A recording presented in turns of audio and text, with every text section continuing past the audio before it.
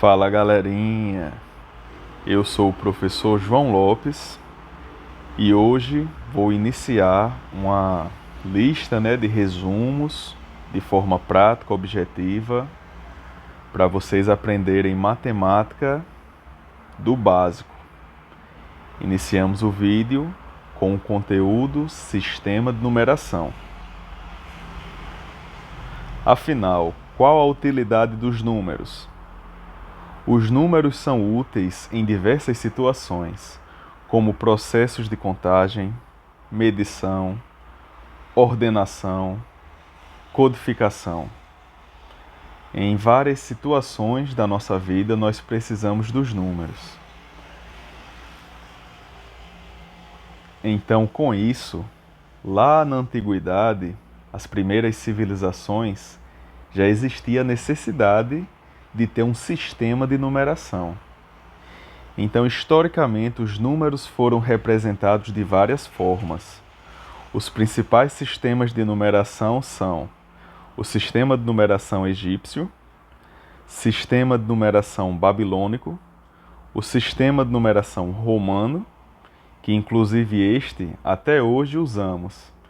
Por exemplo, quando a gente vai falar, lá na aula de história, sobre o século XIII, o século XVII, geralmente o número que representa o século não está com dígitos dos números que nós usamos hoje, mas sim com letras. Essas letras pertencem ao sistema de numeração romano.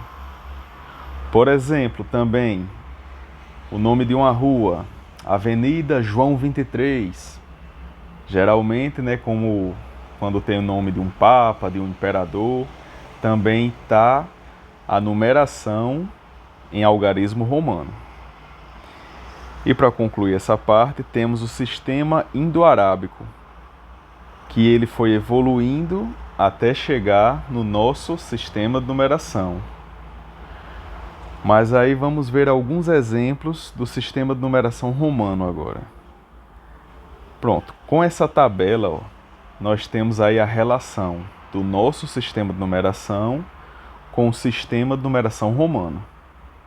Então, observe que a letra I representa o número 1. A letra V representa o número 5. A letra X representa o número 10. A letra L, o número 50. A letra C, o número 100, a letra D, 500 e o M, 1000. Então, como é que funciona esse sistema de numeração romano? Observe aqui alguns exemplos. V, I, I. O que é que nós temos aqui? Temos o V, que equivale a 5, e I, como fosse 1, 1. Então, 1 mais 1, 2, Mais o 5 do V, ficaria 5 mais 2 igual a 7. Então, esse sistema, ele representa aqui, V é o 5, I, 2. É uma soma normal, processo de adição. 5 mais 2, 7. O próximo exemplo, X, V, I. Temos que X equivale a 10, V, 5 e o I, 1. Basta somar. 10 mais 5 mais 1 igual a 16. Observe esse próximo exemplo. XC. Perceba que a letra X equivale a 10 e o C equivale a 100. Só que nesse próximo exemplo, o valor menor está à esquerda do valor maior. O que isso significa? É como a gente precisasse tirar 10, que equivale ao X, de 100. Então é uma subtração. Quando as letras estão da maior para a menor, da esquerda para a direita, como nos primeiros exemplos, 5, 1, 1, 10, 5, 1, São processos de soma, de adição. Quando a letra menor vem antes da letra que equivale ao número maior, como nesse exemplo, então o processo é de subtração. Então aqui temos que tirar 10 de 100, ou seja, uma subtração, né? 100 menos 10 igual a 90. Ah, professor, então isso tem outras situações, exatamente. Por exemplo, o número 4. Aqui embaixo, 1 é retirado de 5, ou seja, 5 menos 1 igual a 4. Mesma forma aqui, CD, é como eu estivesse tirando 100, tá vendo? De 500. 500 menos 100 igual a 400. E se fosse o contrário, se fosse DC, aí você faria a adição normalmente. 500 mais 100 igual a 600. Quanto maior o número, mais detalhes, né? Então temos aqui, nosso atual ano, né, na publicação desse vídeo, MM 2000, XX 10 mais 10, 20, né? Então 2020 mais 1, 2021. Quando você tem apenas uma letra, a conversão é direta, como no exemplo aqui do L, que equivale simplesmente a 50.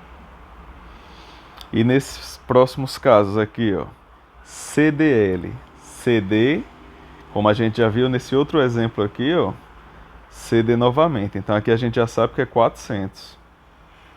E o L, a gente sabe, que equivale a 50. Então, 450 para quem for direto. E quem for analisar, né, não lembrar da associação da letra para o número, aí vai fazer normalmente 500 menos 100, 400, mais os 50, chegando ao mesmo resultado, 450. E esse próximo exemplo, XC, X é menor que C, mas a gente já viu lá em cima, nesse exemplo aqui, XC equivale a 90. Então temos aqui, 90 mais IX. O I vale 1 e o X vale 10. Então é como a gente estivesse tirando 1 de 10. 10 menos 1 igual a 9. Então 90 mais 9 é igual a 99. E o último exemplo, para concluir essa parte aqui, né, com exemplos do sistema de numeração romano, temos que DC, que é 600, mais 10, que é tirado de 50. 50 menos 10, 40. E o resto soma normal. 5 mais 1 mais 1, mais 7. 647. Bem simples, né? Vamos avançar um pouco. Chegando ao nosso sistema de numeração decimal. Esse é o nome dado ao sistema de numeração que atualmente usamos para representar os números. Veja abaixo suas características fundamentais. Observe que o nosso sistema de numeração decimal, ele é representado por algarismos. Quais são os algarismos? São os símbolos que a combinação desses símbolos representamos qualquer número. Os símbolos são 0, 1, 2, 3, 4, 5, 6, 7, 8 e 9. Por exemplo, queremos representar o número 10. Então, o número 10 é uma combinação desses símbolos. O algarismo 1, seguido do algarismo 0. Outra característica do nosso sistema de numeração decimal é a base 10. Como o próprio nome já diz, né? sistema de numeração decimal de 10. Por quê? Porque a cada 10 unidades de uma ordem, forma uma unidade da ordem imediatamente superior. O que é isso? É aquela parte de ordem e classe. Quando o número tem um algarismo, ele é a unidade. Quando o número tem 2 algarismos, ele pertence à ordem das dezenas. Por exemplo, do número 10 ao número 99. E quando ele tem 3 algarismos, é da ordem da centena, de 100 a 999. Quando ele tem 4 algarismos, já seria a unidade de milhar. Outra característica interessante do nosso sistema de numeração é que ele utiliza o símbolo para representar um zero. Então, assim, em outros sistemas de numeração, o zero ele não existe um símbolo para representar aquele sistema, é o nada, o vazio. Já no nosso sistema, ele tem utilidade. E existe esse símbolo específico para essa relação. E outra importante característica do nosso sistema de numeração decimal é que o nosso sistema de numeração ele é um sistema posicional. Como o próprio nome já dá a entender, ele usa os mesmos símbolos para números, para números diferentes de acordo com a sua posição. Como tem aí, sabemos o valor de um número de acordo com o posicionamento dos algarismos. Isto é, o mesmo símbolo tem valores diferentes de acordo com a sua posição. Por exemplo, se a gente pegar os algarismos 1, 2 e 0. Se a gente pensar, eu quero representar 4 números com esses algarismos, utilizando os 3 algarismos. Então, tenho aqui, por exemplo, 102, 120, 201 e 210. Esses 4 números, eles têm valores diferentes, mas eles são representados por posicionamentos diferentes dos mesmos algarismos.